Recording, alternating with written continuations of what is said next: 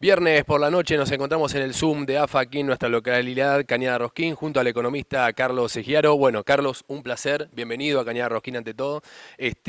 Contanos un poco, contale sobre todo a la gente, al televidente, de qué se trata esta charla que vas a dar en pocos minutos, específicamente enfocada en los asociados de AFA. Respecto a perspectivas económicas, ¿no? En este país, en este momento tan crucial, uno cree que siempre son momentos cruciales y complicados en la Argentina. ¿Qué tenés para contarle, insisto, a la audiencia en general de qué se va a tratar esta charla que van a poder escuchar los asociados en pocos minutos? El título es Perspectivas de la economía y los mercados agropecuarios, apuntando a los próximos meses para un auditorio de empresarios agropecuarios que tienen que tomar decisiones en los próximos meses. Y por supuesto que hay un escenario con un alto nivel de incertidumbre, pero no es una absoluta incertidumbre.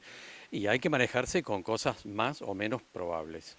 Así que hoy vamos a hablar aquí de qué vemos con el nivel de actividad económica, qué pensamos que va a pasar con el dólar, con las tasas de interés, con la inflación, con el nivel de actividad económica, con la presión impositiva. Hay algunos elementos de incertidumbre, pero otras cosas no son de tanta incertidumbre. Y después, por supuesto, vamos a abordar el tema de los mercados agropecuarios, mirando qué está pasando con los precios internacionales de los granos en Chicago y también qué lectura tenemos sobre algún comportamiento interno de algunos productos, como es el tema de la carne vacuna, etcétera. Preguntándote entonces específicamente para el sector al cual te vas a dirigir, el sector agropecuario, ¿qué podrías contar en líneas generales que ves para este sector? Por supuesto, yo ahora te voy a hacer otra pregunta dedicada a otra temática, otra tesis que tenés o que he leído varias veces en vos, sobre todo en este momento de ganadores y perdedores con el modelo. En cuanto al sector agropecuario, ¿qué podés contar? En realidad, la foto no es la mejor porque los productores y particularmente el sector agrícola tenía una lectura bastante optimista de la situación en diciembre. Después el clima fue golpeando en distintos sectores de la región pampeana, pero sobre todo empezamos a ver en Chicago los precios internacionales que empezaron a debilitarse a partir de noviembre y no dejaron de hacerlo hasta el presente. Estamos hablando de los precios de los commodities medidos en dólares. Y todo esto es una combinación además de altos costos en dólares que han tenido los productores agropecuarios en líneas generales y un dólar que no fue subiendo en estos meses, digamos, el tipo de cambio en sintonía con el proceso inflacionario. Eso ha generado un combo donde en realidad los márgenes de rentabilidad sobre campos alquilados son bastante exiguos y depende si te va bien o te va mal de cómo te fue agronómicamente, ¿no? Ahora, la película creo que va a ir mejorando porque estamos viendo un proceso de disminución de los precios de los costos de los insumos, medidos en dólares de cara a la próxima campaña. Creemos que eso va a continuar y creemos que es inevitable una aceleración del tipo de cambio. Y esto obviamente va a jugar a favor del sector de cara a la próxima campaña, independientemente de lo que pase en Chicago con los precios de los granos.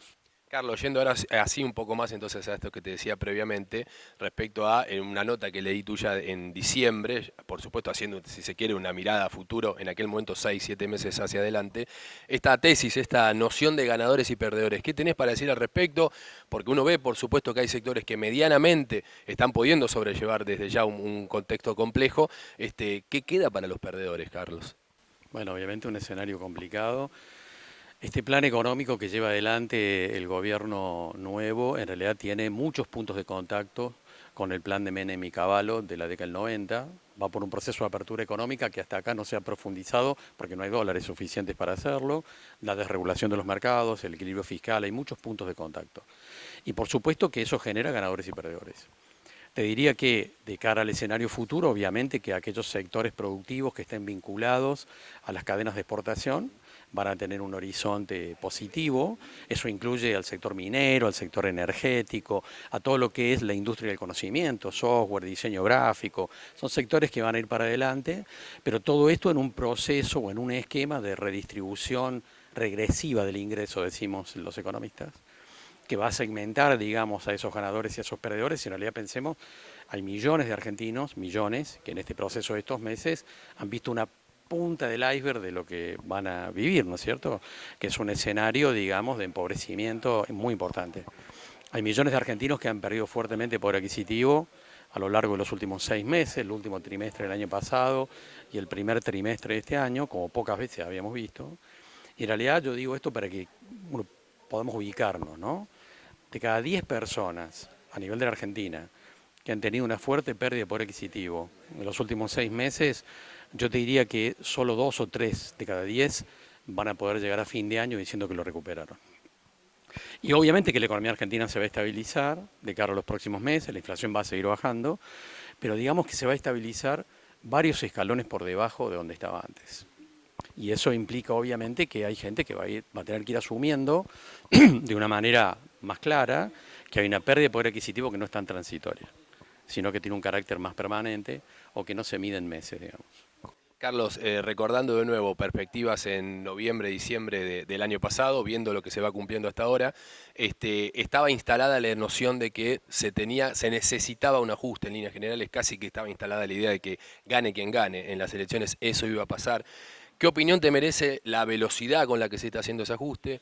Si pensás que era efectivamente el único medio, o si en economía, en líneas generales en la política, siempre hay otra forma de hacer las cosas. Por supuesto. Pensemos que en la primera vuelta electoral teníamos 5 candidatos.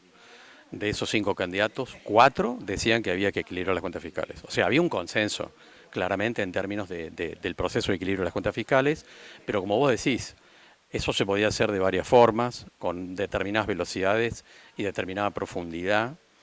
Yo la verdad que no estoy muy conforme con lo que se está haciendo en estos términos. Creo que la velocidad y la profundidad están poniendo en riesgo un montón de cosas, incluyendo la propia estabilidad institucional. Y digámoslo, porque alguien podría decir, bueno, lo que vos opinás importa un pito en realidad. Pero, y por supuesto que sí, pero digamos que el propio Fondo Monetario Internacional está advirtiendo al gobierno argentino sobre la forma en que se está haciendo esto. Y voy a mencionar a Domingo Cavallo, que no es santo de mi devoción, pero que en realidad muchas veces Milei ha dicho que es el economista más brillante de la historia de la Argentina. Bueno, Cavallo se ha cansado de escribir a lo largo del último mes, advirtiéndole a Milei que el ajuste se está haciendo de una manera que no es la adecuada, digamos.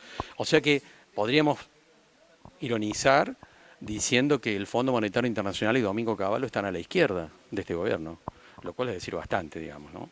Yo creo que lo que está advirtiendo el Fondo Monetario Internacional y lo que está advirtiendo Domingo Cavallo y otros analistas está en sintonía con esta opinión que yo tengo. Esto se podría haber hecho de otra forma, menos agresiva, para millones de personas. Carlos, para cerrar, bueno, de a poco va llegando la gente, por supuesto, al auditorio. Bueno, de nuevo, preguntarte en líneas generales, entonces, tenemos esta sensación de que esto había que hacerlo, se está haciendo a una velocidad muy rápida, de alguna manera se empieza a ver un horizonte de cierta estabilidad, como decís vos. ¿Qué esperar en líneas generales de acá hacia fin de año? No ya quizá entonces, o mejor dicho, pensando en el grueso de la población, aquel que quizá no está directamente relacionado, cree que no estarlo, con alguno de los sectores ganadores y perdedores, pero que bueno, de aquí a fin de año, por supuesto que sigue prevaleciendo esa incertidumbre. Y uno generalmente cuando escucha economistas lo hace queriendo buscar alguna certidumbre en escenarios muy, muy complejos, ¿no? Bueno, si este gobierno persiste en la actual política económica, obviamente que en el segundo semestre del año vamos a tener una inflación de 2 o 3 puntos mensuales, septiembre, octubre, sin lugar a dudas. Vamos a un proceso bastante importante de disminución del proceso inflacionario y finalmente la economía se va a estabilizar. Y cabe esperar de cara al año próximo algún proceso o un inicio de recuperación de la actividad económica. Cuando el ministro del Interior dice que la economía va a tener una vigorosa recuperación en el segundo semestre, está diciendo algo que no va a ocurrir. La economía argentina se va a estabilizar y va a iniciar lentamente un proceso de recuperación, pero obviamente que para millones de personas el impacto de este proceso no va a generar una recuperación de su poder adquisitivo rápidamente, claramente no en lo que resta del año. Carlos, te agradecemos tu tiempo. Se me ocurre una preguntita más o consultarte. La base de estas charlas tiene como, digamos, como norte esto de diálogos estratégicos, ¿no? ¿Qué necesario es? De nuevo, en escenarios de mucha incertidumbre es muy difícil, pero justamente dialogar estratégicamente con un plan sostenible a futuro, y que pueda sostenerse, no quizá en el mediano o corto plazo, sino en el largo. Imagino que es casi una quimera plantearlo en estos escenarios, ¿no? Pero también imagino que es un objetivo de todo economista, sobre todo poder hacer proyecciones, que digamos, a la larga terminen medianamente cumpliéndose, ¿no? Bueno, yo hice el plan estratégico de AFA en el 2010. En ese plan estratégico, uno de tantos puntos, pero un punto central, era que AFA tenía que avanzar en las cadenas de valor. Tenía que avanzar en la industrialización de la producción primaria y jugar el partido también de la exportación. Algo que efectivamente AFA estuvo haciendo en todos sus centros primarios. Vamos a un proceso de concentración de la actividad económica.